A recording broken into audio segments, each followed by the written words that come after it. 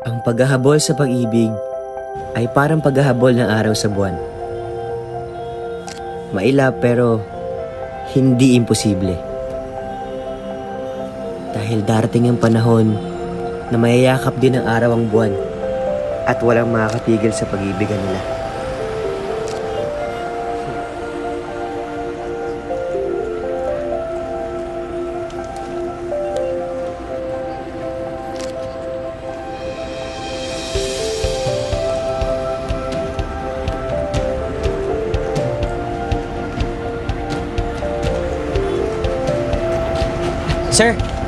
Sir, excuse me lang po, pwede po kayong ma-interview? Sensya na boss ha, nagmamadali ako. Sige po, salamat.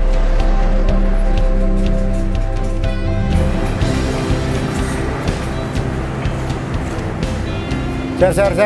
Ba't ka nagbibideo? Bawal mag-video rito pag walang permit, ha? Sorry po, sir. Sir, bago ko patayin yung camera, mabilis lang, oh. Tanungin lang po kita. Ano yun? Sa tingin niyo po, saan po natatagpuan ang pag-ibig?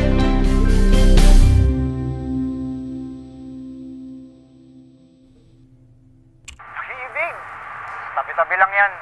Pero syempre ako, sasawa ko. Kumusta, sir? To be honest, hindi ko alam eh. Ayaw kitang i-discourage ha. I mean, it's cute, fun, pero parang walang bigat. Pero, sir, di ba dapat gano'n naman yung love? It should make us feel happy Totoo naman, pero I want you to dig deeper. Pumulot ka ng bubog mo and make that work for you. Sorry, sir, ha? Bubog? Have you been in love? I guess, sir, siguro naman lahat tayo na in love na po, di Yan ba? ang problema, I guess. Pag yung I guess mo, naging yes, then you'll know what I'm saying.